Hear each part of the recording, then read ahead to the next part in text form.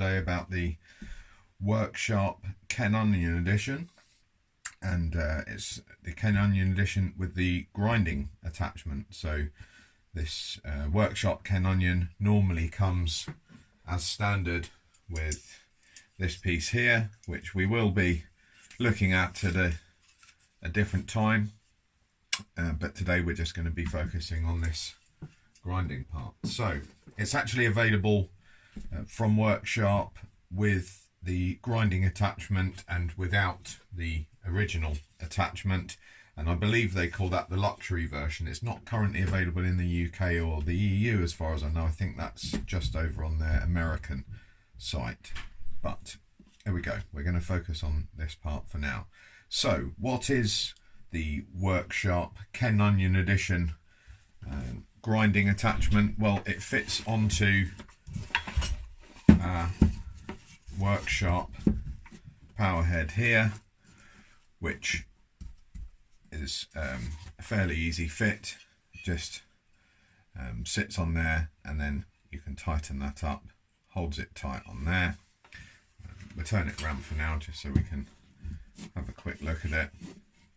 But in essence, it is a belt grinder, and it's a belt grinder that's affordable for the home sharpener, and it's small enough that you could put it into a small workroom like we've got here, or use it in a garage, and actually small enough that it's mobile and you could take it with you if you wished and use it on a job, whatever you need it to do.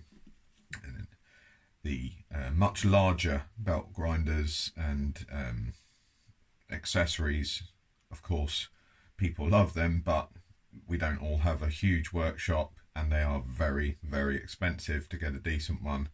So this kind of sits in the middle between some of the like you've got your sharpening stones, which people use with limited success, I would probably say, for most people, unless they're pretty skilled. Then they might move into the accessories where they actually hold the knife at an angle for you, and then you manipulate the stones or the knife at a set angle. And then above that you've got your electric devices, many of which are focused on kitchen knives and not really suitable. They often work at fixed angles, so they're not maybe suitable for some of the types of knives that we would be more interested in, the outdoors knife and things like that.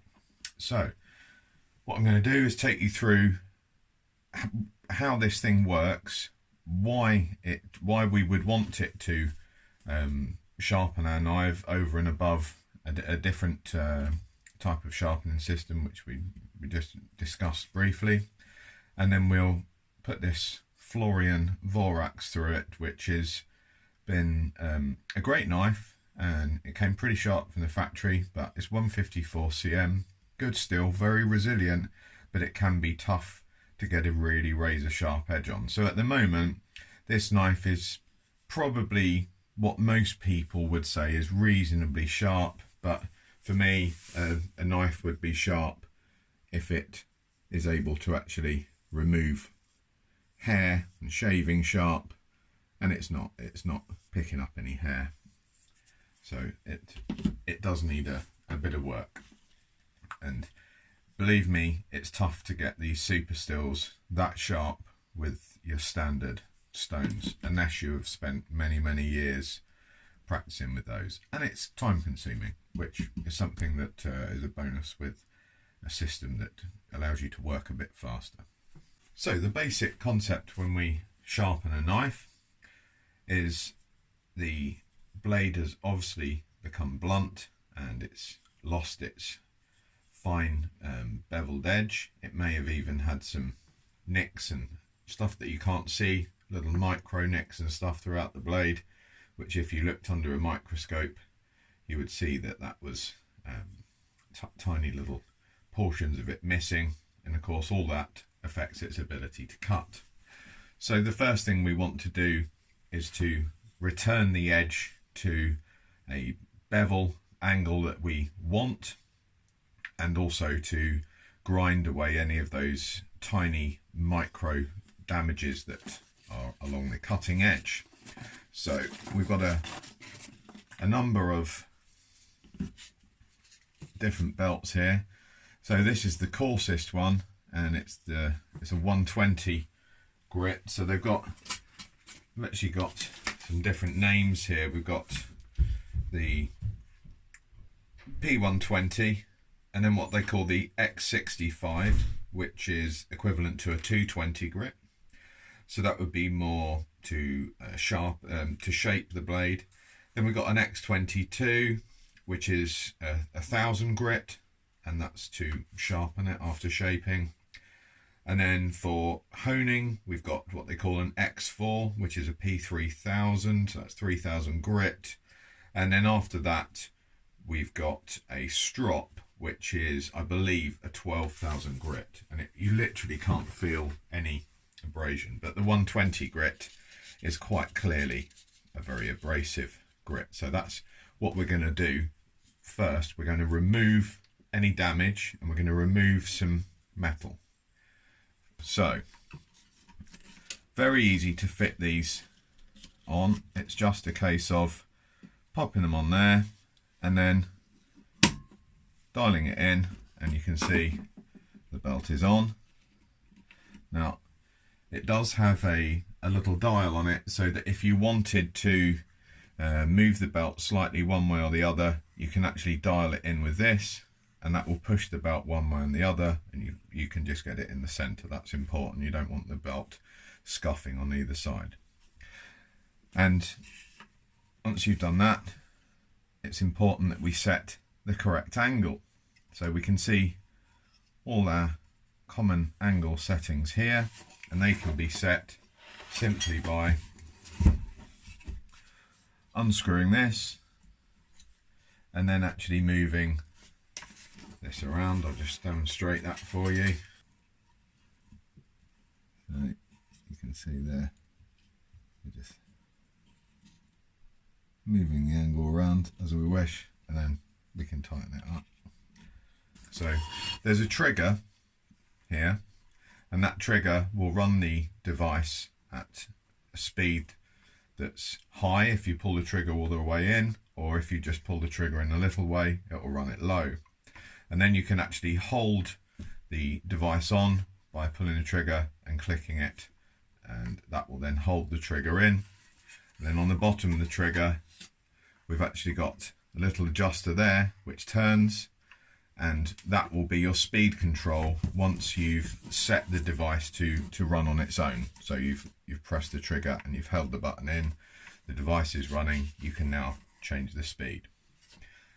It's important that you pay attention to the speed, and if you have a look at the very, very handy WorkSharp instructions, the quick guide that we can see at the back there, it will actually tell you what type of speeds to use. I always use medium or low, mostly low, because if you're going to have a problem, you're better to take too little metal off than too much. You can't put it back on, and at low speed it's really reducing your issues you might have in terms of making a mistake and doing something nasty to your knife blade.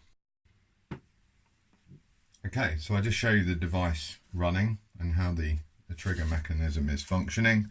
So as we said, depressing the trigger a little bit will make it run at a low speed, like so. And then if we hold the trigger firmly in, it should run at a higher speed. And then you have settings between, depending on how far you hold the trigger in. And then, of course, as mentioned, we've got the ability to keep the trigger on with the button at the side, like so.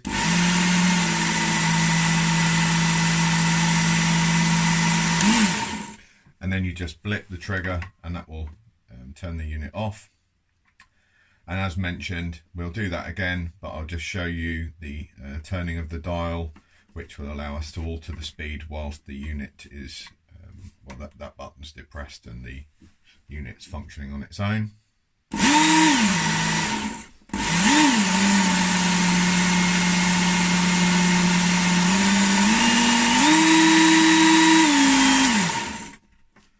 So it's actually a lot easier. I use it most of the time with that button depressed, and I set it on the lowest speed setting. That's my go-to setting for this piece of equipment. So as we can see, WorkSharp have given us this handy guide, and that actually guides us to what belts we need to use, gives you an idea of how many times you would run the blade across the belt, and it also gives you multiple options for different types of knife, different types of use of the knife, different outcomes for sharpness. Because if you've got a knife that's designed for hacking away at brush and heavy branches, you don't want a razor sharp edge that's going to be quite thin and quite prone to damage. That's going to break down on you.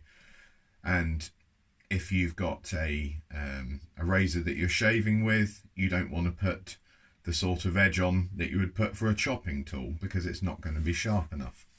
So sharpness of knives is characterized by the context that you're using them in. You know, there's no the sharpest knife.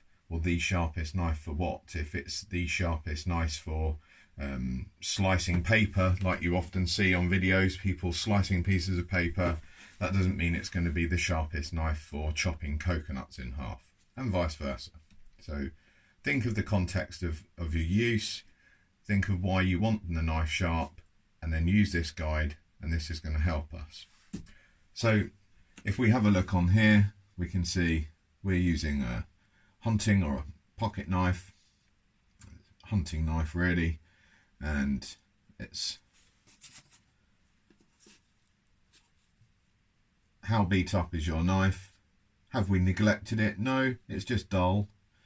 So it's suggesting an angle of 25 degrees, which, as we seen earlier, we've already dialed in. And then it's actually suggesting that we miss out the 120 and we actually go to the X65 strop there, but we're going to go with the 120 just so I can show you each one and how I would normally deal with sharpening a knife. So the 120 is going to take material away, and then after that we're going to start shaping the material and polishing the material with the other belts. This is the only one that's really going to be quite harsh on taking material away. And the idea with this is we have a flat surface there, and that allows us to get our flat angle, and our angle we want to achieve is actually here, as you can see. We're just going to introduce the knife, and we're going to run it across, and then we're going to lift off while the tip is still in the middle. Some people prefer to turn the machine off, but I just lift it off. If you run the tip right over and keep running it across, what you're going to find is you're going to round the tip off, because you're actually reshaping the tip and you're taking the point away, which we don't want to do.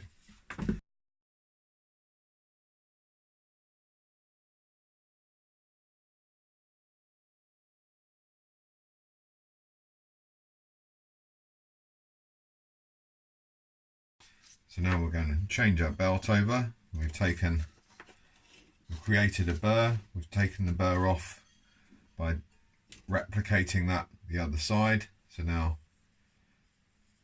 we've got no burrs on either side, and we're going to put a different belt on. Let's remove that 120 grit. And then it tells us next we're going to go for the X65 belt. So again, just pop it in, make sure it's around all those, turn that, and it's back on. And if we just fire it up, it will straighten itself. It's moved a little bit, so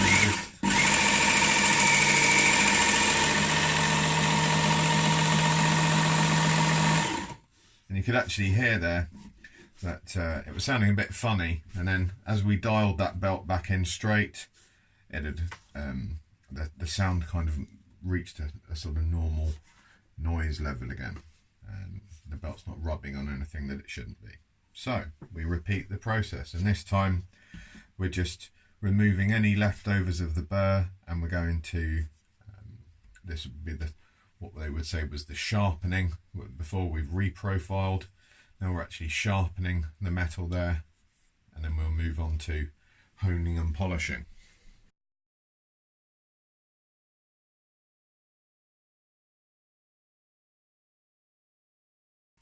Okay, so we've now run that twice on each side. Once you've the first 120 grit, that's the only one that I would keep going on one side until I've got that burr, and then I would flip it over and try and remove that burr. Once I've done that, everything else after that is one side, then the other side, keeping everything even, and just see how it feels, what it looks like. And we can already see we're starting to get a really nice looking edge on there. It's looking a lot cleaner than it was.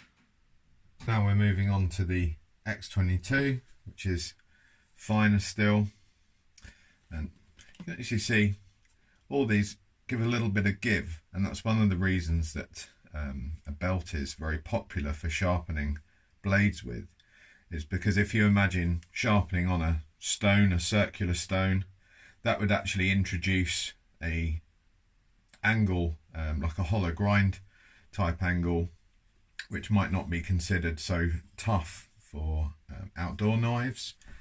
And the same if you were using stones and manipulating that on the stone, or even using one of those angled stone holders, that you're going to get a straight bevel. But on this, you're only going to put a small amount of pressure, but it's just enough that it's going to give you a little bit of a curve on the knife edge, right on the edge, and that's actually going to be a stronger finish than a straight, or worse if it actually went concave rather than convex. So we want a convex edge that's actually angled outwards rather than concaved inwards.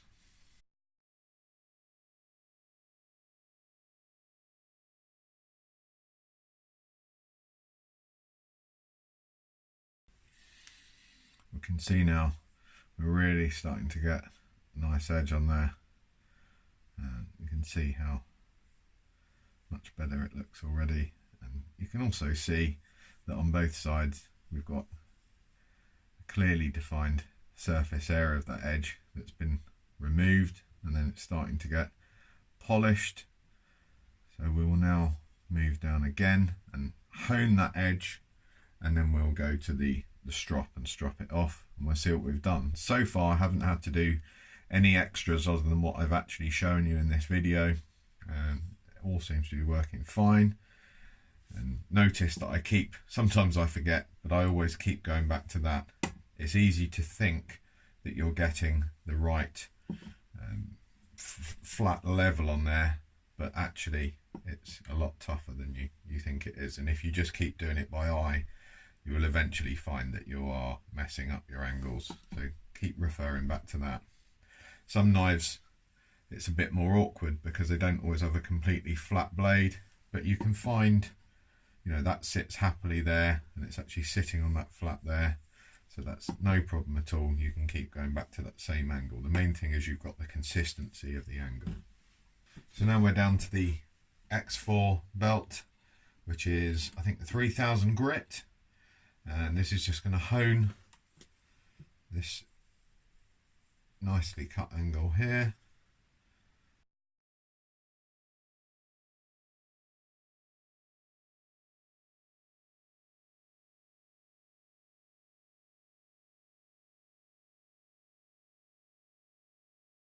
So hopefully you can see, let's just try and get him in focus.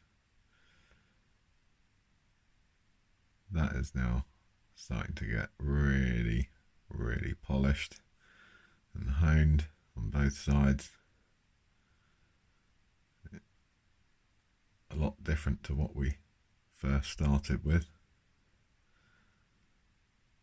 And then we move into our last belt, which is this very, very, I mean, it doesn't feel like anything at all, it feels like a piece of fabric, but that is going to be our stropping belt.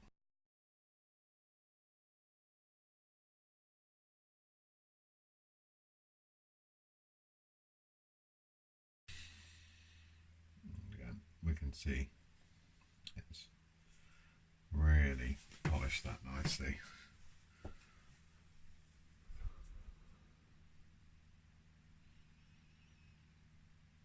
It's hard to catch that edge on camera, but it is very, very, very well polished indeed.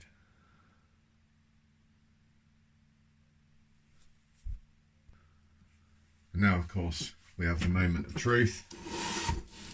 So you can see that edge is now very much polished, and I've only done the work that's been done on camera. This isn't, I haven't spent another 10 runs over each belt. It does take a little bit of a while to get used to this, mainly the pressure and the angle. So you just want nice light finger pressure. You want enough pressure just so you can feel it moving on the blade, but not pushing it really down hard that you're going to start creating odd bevel angles.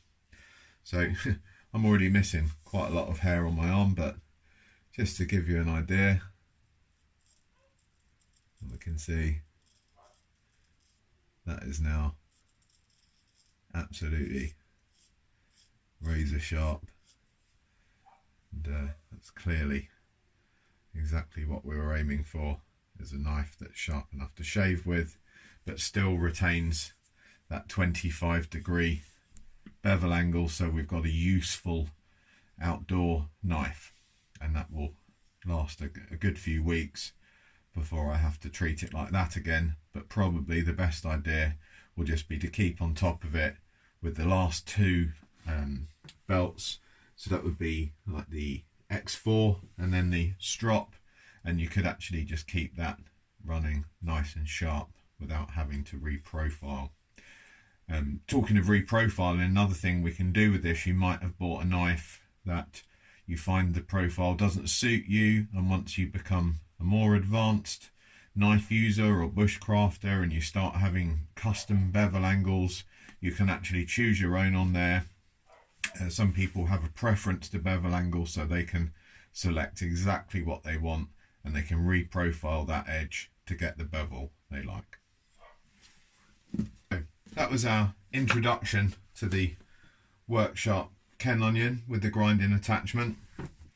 One more point I wanted to make that we haven't quite covered is there's also a back side to this, which also acts to hold the knife straight. But actually what you could do with this is, let's say you had a survival knife or a Mora, something like that. We've actually got a Mora up here. Let's just drag him off.